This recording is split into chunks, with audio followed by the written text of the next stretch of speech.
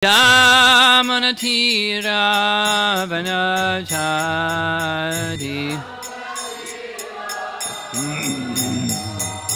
Jaya Radha Madhava Kunja Bihari Jaya Radha Madhava Kunja Bihari Jaya Radha Madhava Kunja Bihari Radha Madhava Kunja Bihari Gopi Jana Balabha Girivardhari Gopi Jana Balabha Girivardhari Gopi Jana Balabha Girivardhari Gopi Jana Balabha Girivardhari Jasodanandana Brajajanaranjana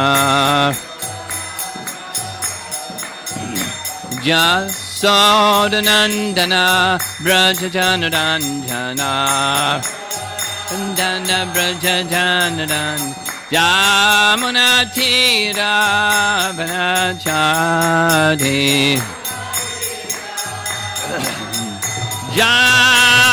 Jamunatira Vanachari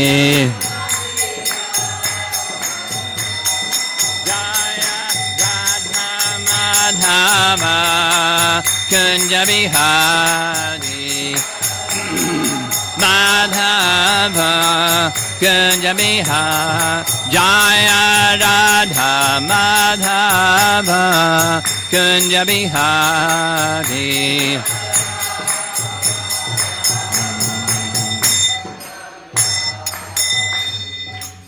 Jaya Vishnupad Paramahamsa Parijagacharya Astatarasatasi Srimad His Divine Grace A.C. Bhaktivedanta Swami Srila Prabhupada Ki Ananta Koti Vaishnavrinda Ki Grantharaj Srimad Bhagavatam Ki Gaur Premanandi.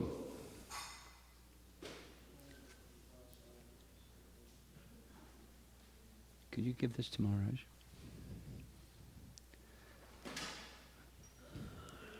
Yes, him. There's an extra book. I've got one, you've got one. Extra one. Well, then you can read the purport and verse too. You don't have to. You don't have your glasses. Okay, too bad. Trying to help. Trying to be a Vaishnav. I'm trying. Well, I don't know about that. But you can't, I give you the book that you can't read, so. Hare Krishna. Om Namo Bhagavate Vasudevaya. Om Namo Bhagavate Vasudevaya.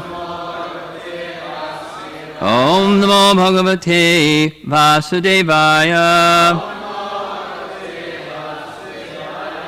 Text 25, Canto 10, Chapter 3. These are Devaki's prayers, birth of Lord Krishna. Nashte lokedvi prarardhavasane Mahabhutesh vyadhi bhutam gateshu Vyakte vyaktam kala vegena yate Bhavan eka shrishate shesha sanghya Nashte loke dvi parardhavasane Mahabhuteshvadi bhutam gateshu Vyakte vyaktam lakala vegena yate Bhavan ekak shishnate shesha sanghya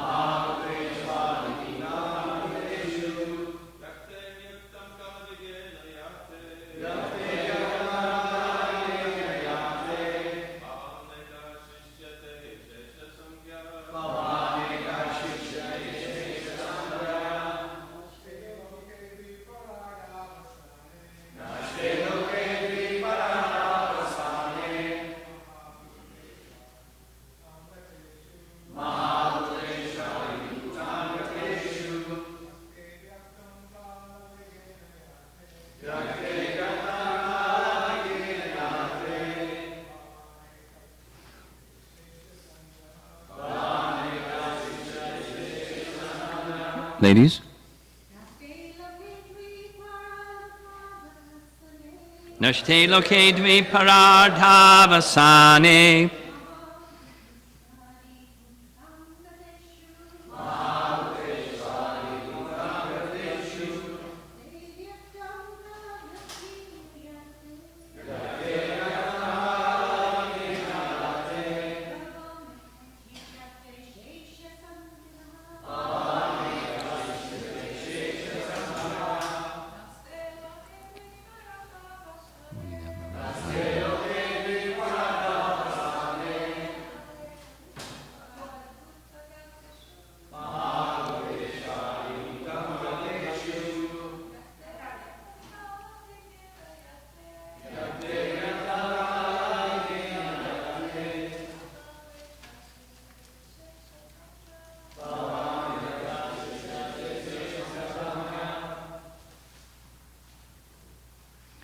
Nashte, after the annihilation. Loke, of the cosmic manifestation. Dvi parardha avasane, after millions and millions of years. Parentheses, the life of Brahma. Mahabhuteshu, when the five primary elements, earth, water, fire, air, and ether, Adi Bhutam Gateshu, enter within the subtle elements of sense perception. Vyakte, when everything manifested. Avyaktam, into the unmanifested. Kala Vegena, by the force of time. Yate, enters. Bhavan, your lordship. Ekaha, only one. Shishyate, remains. Ashesha Sanghya, the same one with different names. Translation, after millions of years at the time of cosmic annihilation, when everything, manifested and unmanifested, is annihilated by the force of time, the five gross elements enter into the subtle conception, whatever that is. And the manifested categories enter into the unmanifested substance. At that time, you alone remain, and you are known as Ananta Sheshanag, purport by Srila Prabhupada. At the time of annihilation, the five gross elements, earth, water, fire, air, and ether, enter into, that's the subtle conception, that's what that is. They enter into the mind, intelligence, and false ego, ahankara. And the entire cosmic manifestation enters into the spiritual energy of the Supreme Personality Godhead, who alone remains as the origin of everything. The Lord is therefore known as Shesha Naga, or Adi Purusha, and by many other names. Paragraph. Devaki therefore prayed, quote, after many millions of years, when Lord Brahma comes to the end of his life, the annihilation of the cosmic manifestation takes place. At that time, the five elements, namely earth, water, fire, air, and ether, enter into the Mahatattva.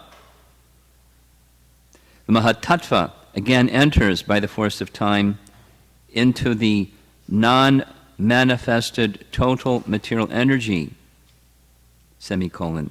The total material energy enters into the energetic pradhan, and the pradhan enters into you. Therefore, after the annihilation of the whole cosmic manifestation, you alone remain, and with your transcendental name, form, quality, and paraphernalia. So continuing Prabhupada's summarizing or paraphrasing Devaki's prayer, quote, "My Lord, I offer my respectful obeisances unto you because you are the director of the unmanifested total energy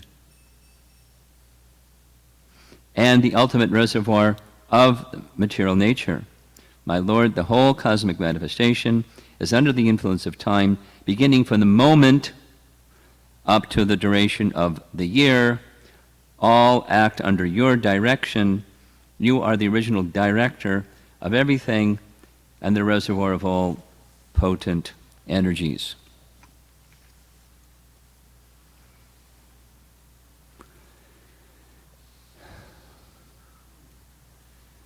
I'm supposed to end the class at 8:15. But it looks like you're a little flexible here. Kirtan was a little more than flexible. Pretty ecstatic. Expandable. So I'm going to go a little bit longer than your normal schedule, if that's all right with you.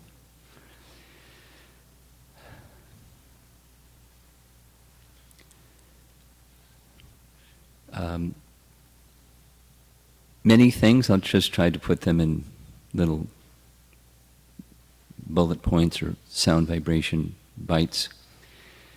One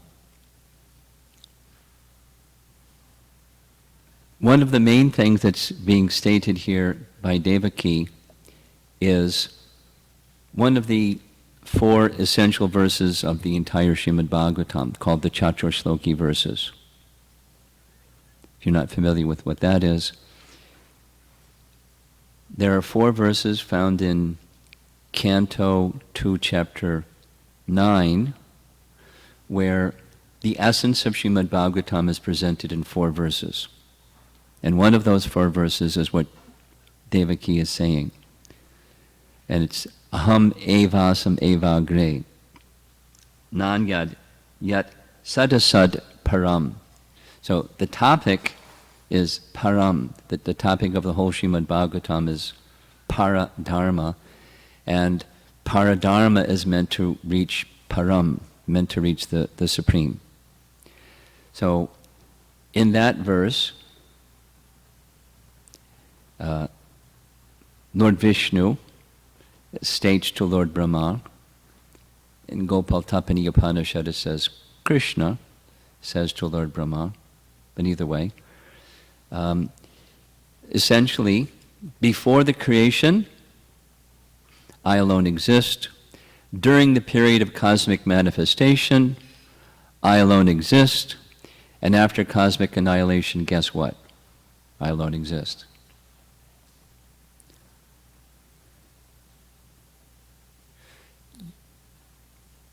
He's not teaching impersonalism.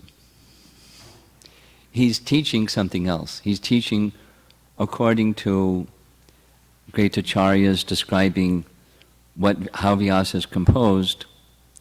The Sanskrit term is Shakti Parinamavad. That is, the Vaishnava teaching or the teaching of Srimad Bhagavatam or Vyasadev's teaching is Shakti undergoes various transformations. And the source of the Shakti and the transformation is one, Aham, the person, Supreme Person. So the Supreme Person has potencies. Note, impersonalists say no. Bhagavatam says yes. The Supreme has everything. If you were to say there's something the Supreme cannot have, what have you done? You've reduced the Supreme to something he cannot have. So, in fact, not only he can have, he does have, in fact, he is the source of everything. And Devaki is recognizing that. She's specifically speaking about annihilation. And so now this is another sound bite. Annihilation is one of the 10 topics of Srimad Bhagavatam. I'm going to be, pardon me, but I'm going to share with you a little of Tattva Sandarbha, because I've been absorbed in Tattva Sandarbha. The BBT did publish it, so it's authorized. In the second part of Tattva Sandarbha, called Prameya Kanda, there's this very interesting language that Jiva Goswami used, which sounds very similar to what we know in ISKCON, Sambandha Gyan, the relationship between living entities and the Supreme. In fact, the relationship of everything with the Supreme, because everything comes from the Supreme. So what's the relationship of everything with the Supreme? That's what we know as Sambandha Gyan. Jiva Goswami uses the word slightly differently. The same root meaning is there, but he uses the word Sambandhi with a different ending, Sambandhi Tattva. That is to say, there's the book, that's the principal pramana, the means of evidence, a means of knowing something.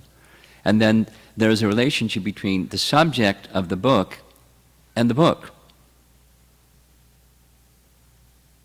You with me?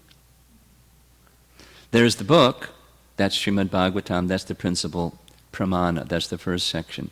Then he goes into what's the subject matter of the book, the relationship of the subject of the book and the book. You can give some anecdotal examples of, there's the Bhagavad Gita. And some people say, impersonalists say, the subject of Bhagavad Gita is the impersonal Brahman. So, Jiva Goswami without other examples. Jiva Goswami is saying the subject matter of this principal text, Srimad Bhagavatam, is the best of all means of knowing anything, certainly anything transcendental, is Srimad Bhagavatam. What's the subject matter? The Sambandhi Tattva, the relationship of the subject and the book. So in this third section, the Prameya section, one of the topics is, if we want to know what the Srimad Bhagavatam subject matter is, we ask its speaker. And the speaker is Shukadeva Goswami, and Shukadeva Goswami identifies the 10 subjects. That's what the Bhagavatam is about, and that's the relationship of the subject with the text.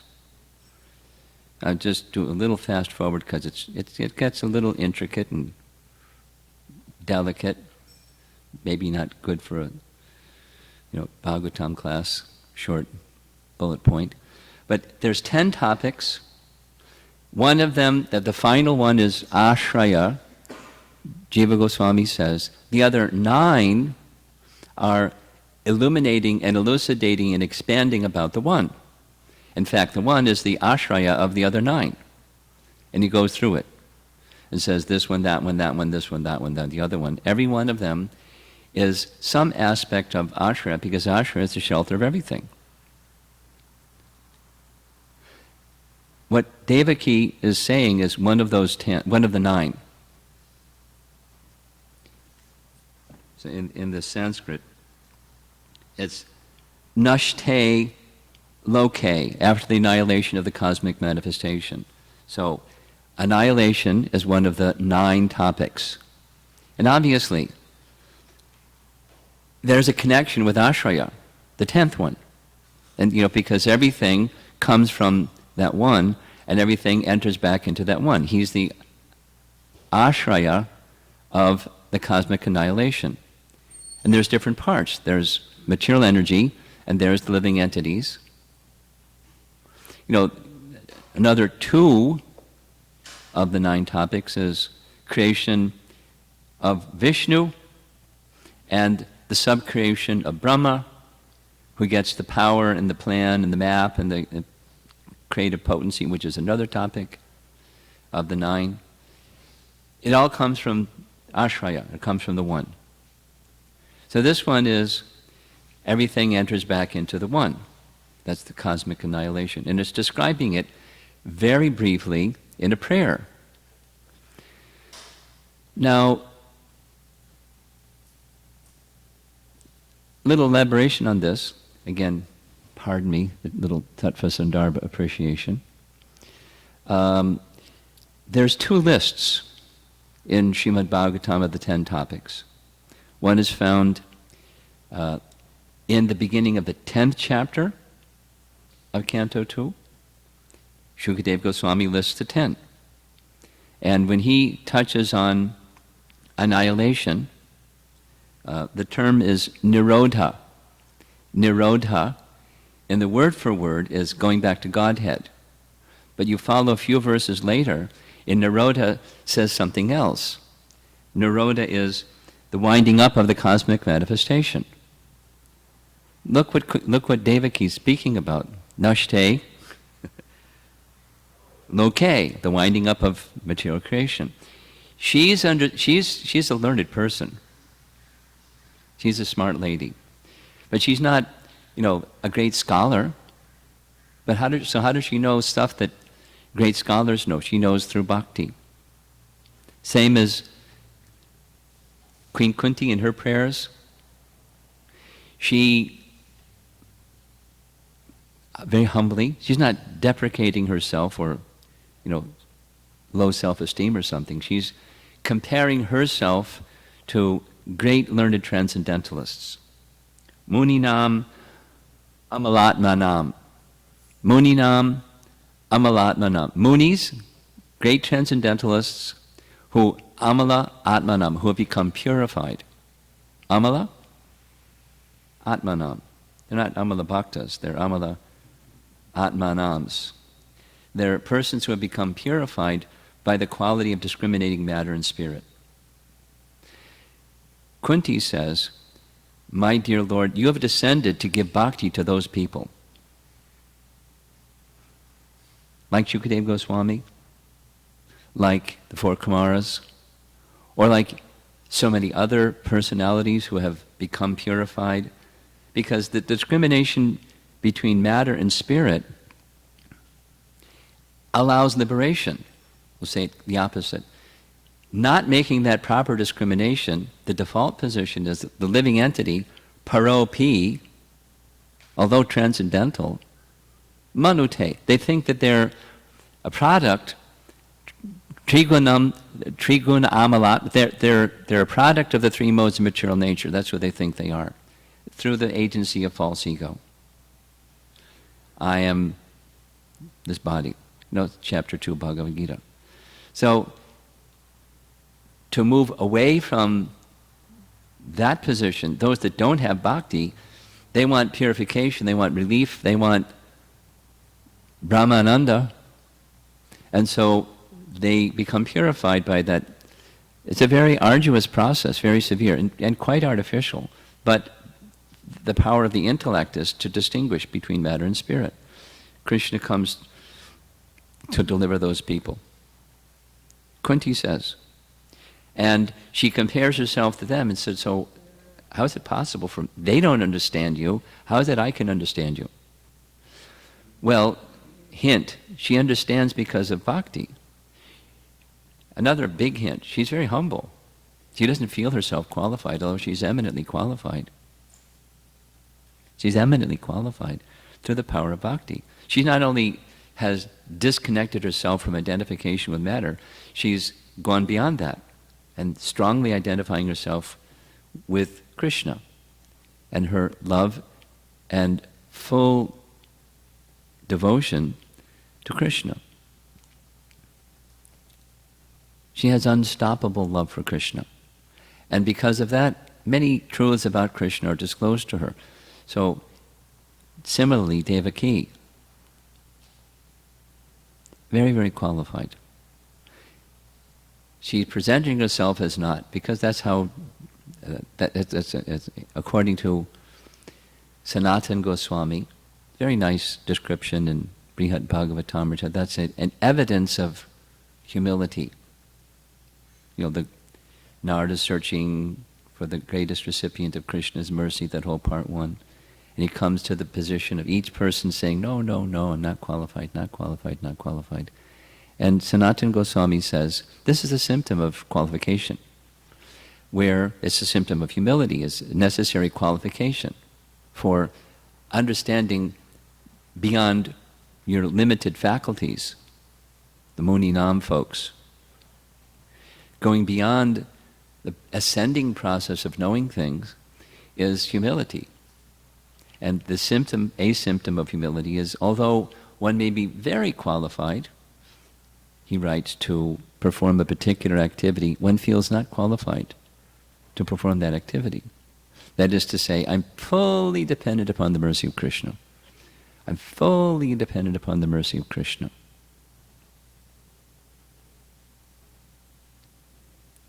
Bhaktivinoda Thakur teaches this in Sharanagati, where the entering into the surrender unto the Supreme Lord, we just discussed this over the 4th of July weekend in Chicago. Maharaj was with us in Chicago for that nice experience. One can no longer consider oneself able, what to speak of deliver oneself, even understand ABC on the strength of one's own qualification. We have some faculty.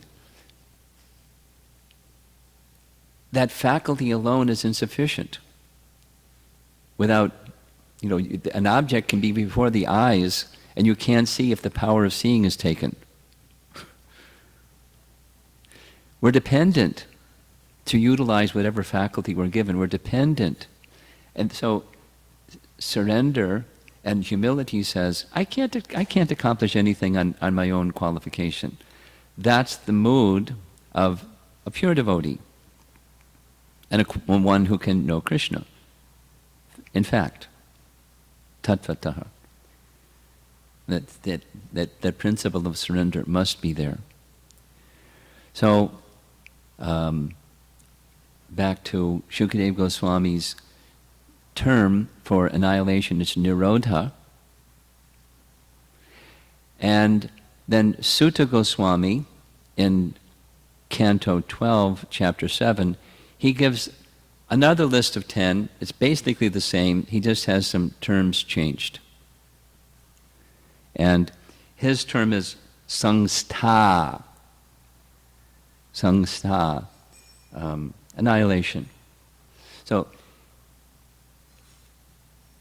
back to Tattva Sandarbha, Jiva Goswami says, these 10 topics are the topics of Srimad Bhagavatam. One is the shelter of the other 9, and these are disclosed sometimes in philosophical discourse, like happens in the 12th canto, in regards to annihilation, very detailed. And in the 3rd canto Bhagavatam, twice, very, very,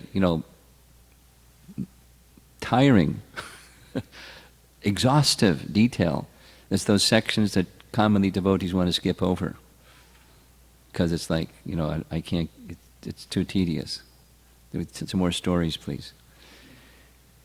But it's one of the, these are 2, creation and annihilation. It's 2 of the 10 topics. So Devaki's not giving elaborate, she's just touching on it. And touching on it says, I surrender to you because you're the source of everything. Ahameva agre. During cosmic manifestation, you are everything, and after annihilation, you are everything. Everything is wound back up into the body of Mahavishnu, and some of the detail is there. In the annihilation phase, there's these 5. Whoops, the verse is gone. Mahabhuteshu, Mahabhuta, the 5 principal elements. There's 2 things that are said in the verse and then in the purport. So in the verse, it is said, they enter into the subtle conception. The subtle conception.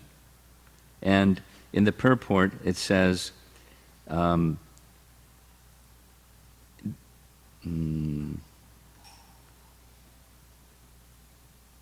does it say it? Yeah, they enter within the subtle elements of sense perception, adibhutam gateshu. So there's, in the process of cosmic manifestation, when an element comes, there's the sense that perceives the element. So apparently one of them is the sense, not like, an eyeball, but the power to see comes along with the object of sight. So the elements enter into the sense perception, subtle capacity, and then that goes on into pradhan. Now there's another, looking at Druta Karma. Druta Karma, could you understand this little, let me read that little section and maybe you can comment something on. Reading in the second paragraph of the purport, Prabhupada is paraphrasing Devaki's prayers. The 5 elements enter into the Mahatattva. The Mahatattva again enters by the force of time into the non-manifested total material energy, which I understood to be pradhan, but he's making a distinction. The total material energy enters into the energetic pradhan. And the pradhan enters into you. Therefore, after the annihilation of the whole cosmic manifestation, you alone remain. So, what is that intermediate? By the force of time, the Mahatattva enters into the non-manifested total material energy, semicolon, the total material energy enters into the energetic pradhan. What's that intermediate step? The best thing would be to have a definite statement from Guru, Shastra, or Sadhu that would directly answer the specific question. Nothing springs to mind right at the moment, but there is a state of the Mahatattva where everything is in equilibrium. So that might be the intermediate state. In equilibrium, are the elements separated or not separated?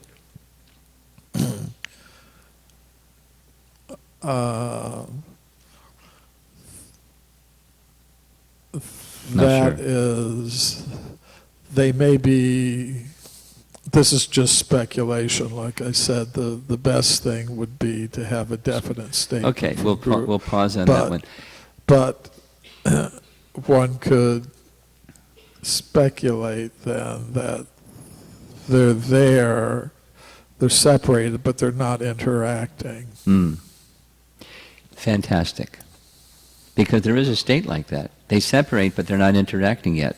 In the process of creation, it's very, very clear. Thank you. Yeah, I recall some statement like Thank you. that. Yeah. Okay.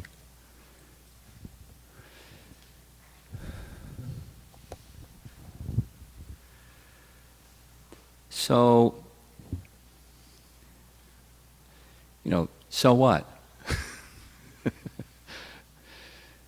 Well, the so what is, the message of Srimad Bhagavatam is these 10 topics, one of them being the shelter of all of the others, and when one knows that, like, the first of the Chaturasloki verses of Bhagavad Gita, when one knows that, what do? You surrender. If you're an honest person, if you're a dishonest person, you'll do something else. Or you'll argue against it. No. Aham sarvasya prabhavo matak sarvam pravartate iti matva bhajante mam. What else are you going to do? Iti matva, thus knowing. So, Devaki's knowing. And therefore I surrender unto you. She's giving the purpose of hearing all these things is impetus for surrender. Like Prabhupada would say, they say that God is great, but they do not know how great He is. That they do not know. So the more you know how great Krishna is, it gives impetus to surrender.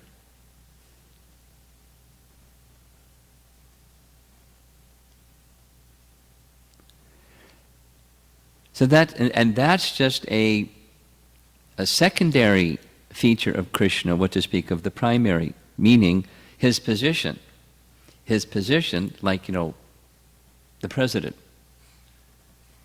or the minister, or, it's a title. The media will have an interview with the president. They address him as Mr. President. But, he has a name.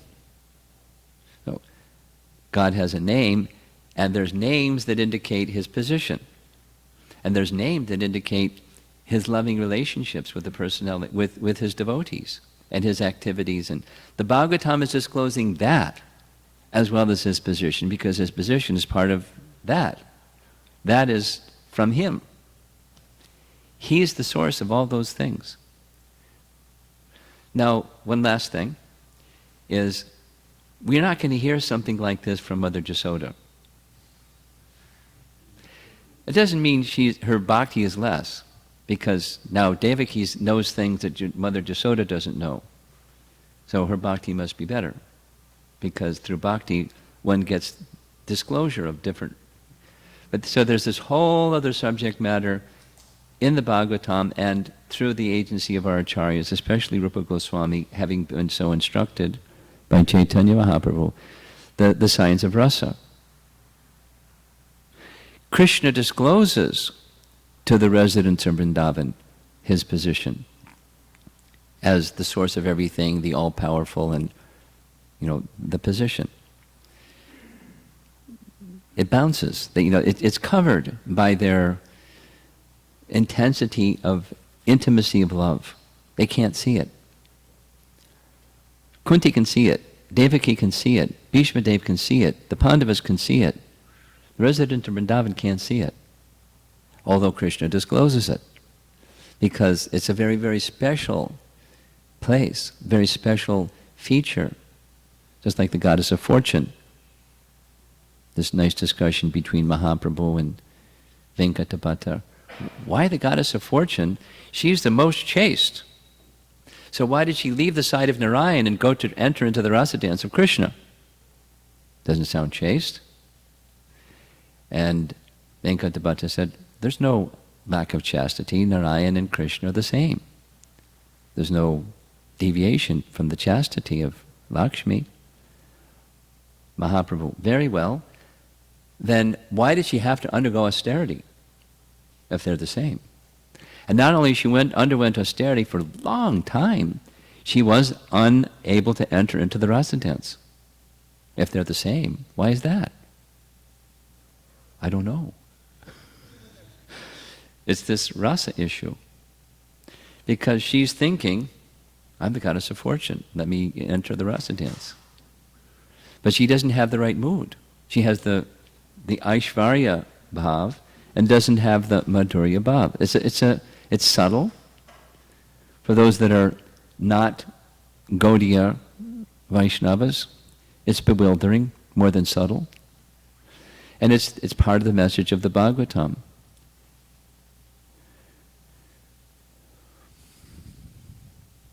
One last philosophical point just wanted to share, which is some appreciation from Jiva Goswami, who, by the way, this Achintya Beta Beta Tattva terminology didn't exist during Chaitanya Mahaprabhu's times. My understanding is Jiva Goswami gave the term.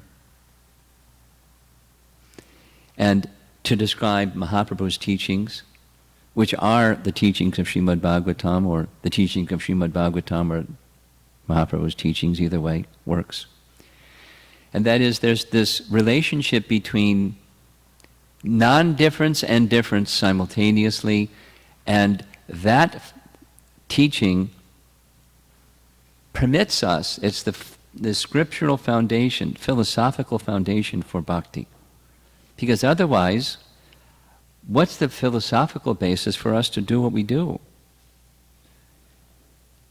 This camera that's up there, and the flat screen that's over there, and we're using the material energy in all kinds of ways, the printing press and microphone, and we're using the material energy like anything. How do we get away with it? Because because of what Devaki is saying. It has its relationship, inextricable relationship with the personality of Godhead. It's not the personality of Godhead, but when connected to the personality of Godhead, spiritual potency is restored. It's a very important, I'll say it again, a very important underpinning of our philosophical justification for devotional service. Being in the world, but not of the world. And if we don't understand the philosophy properly, we can get messed up. We can start trying to own the property, and you get messed up. It's not our property. It's Krishna's property. The ability that you have, the facility you have, the paraphernalia that you have, is Krishna's property. And therefore we're justified to use it in Krishna's service. Anasaktasya vishayan yatarham upayunjitaha. Again, Rupa Goswami. According to suitability, one person's suitability is not another person's suitability. What's appropriate for a sannyasi is not appropriate for a grahastha, and vice versa, etc. And even from one grahastha to another grahastha.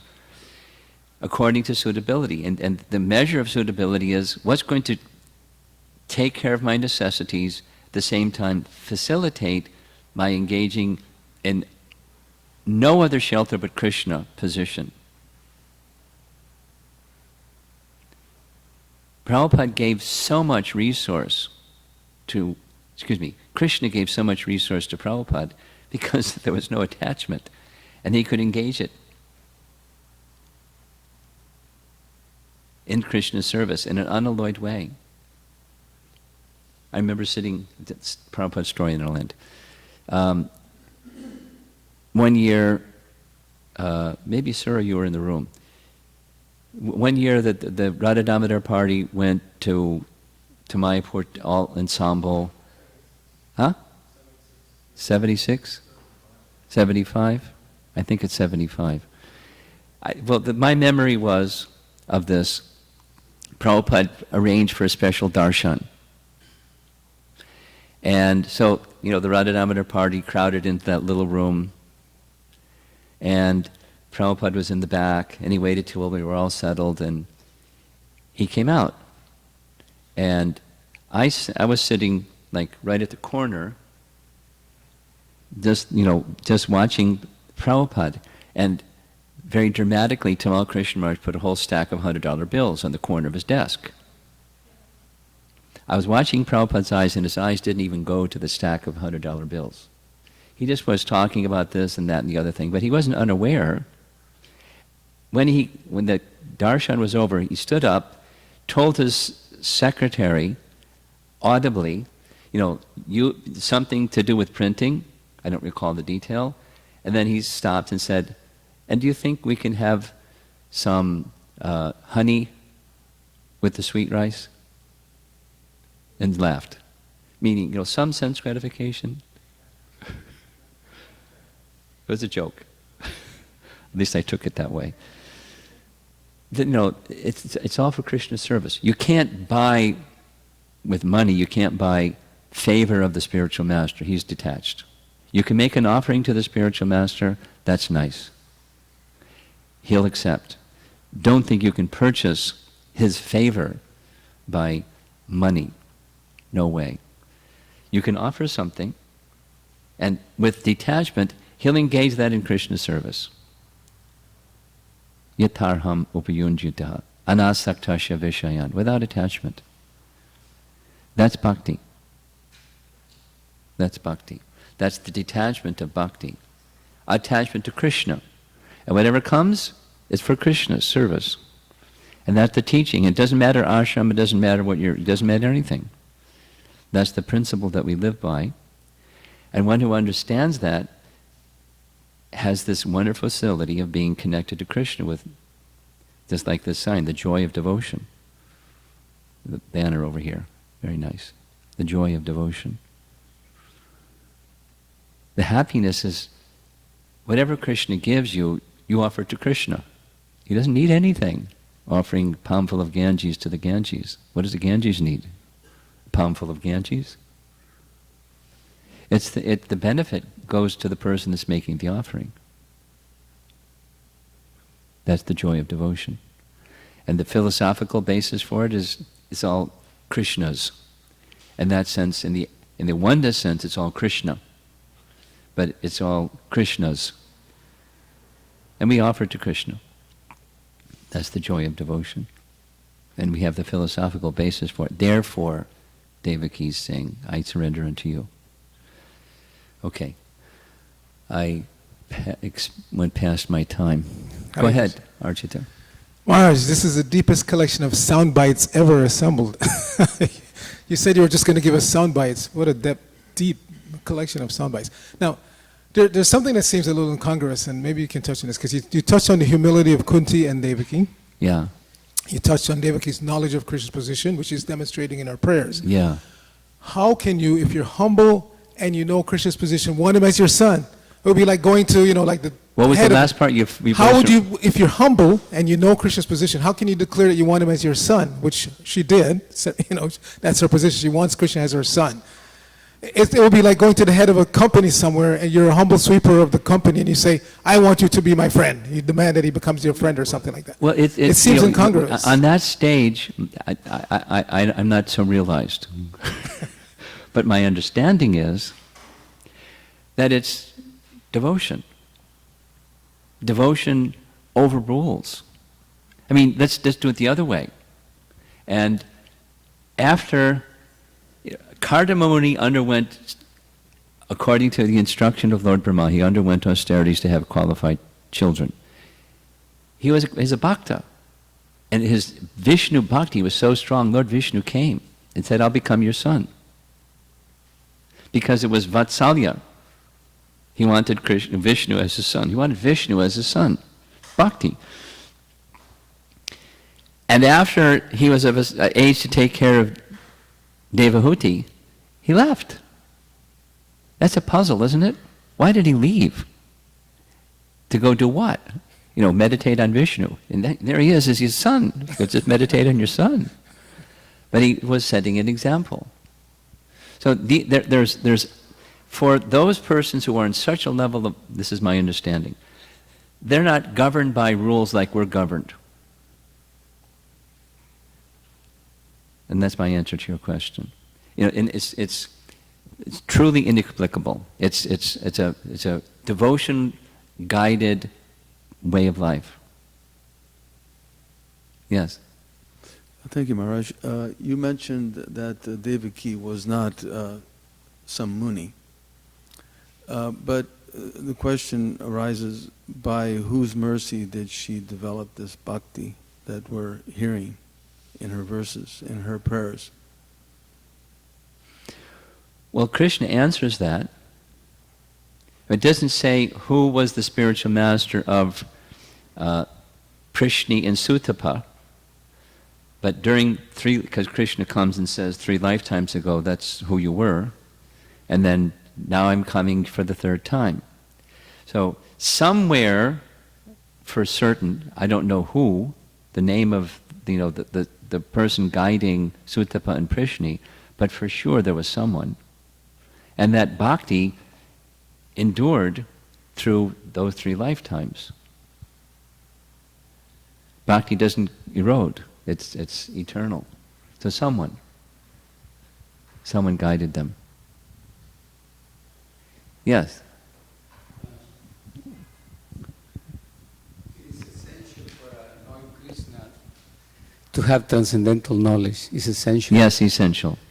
I'm looking at the painting up there, and we have Lord Chaitanya with the learned brahmanas on the back, and then we have the poor humble man who doesn't even know how to read his books. That one. Upside down. So almost about the same thing. I was just thinking, is this just causeless mercy? Karma's question? Yeah. Yeah. It appears like causeless mercy because Kunti, Devaki, she displays a lot of humility there, so much that it bewilders. It's bewildering. It's bewildering. And then at the same time, like, yes, how did she get that? But I was thinking also that was, isn't it that previous birth That was in her previous birth when she was actually, I want you as my son. Well,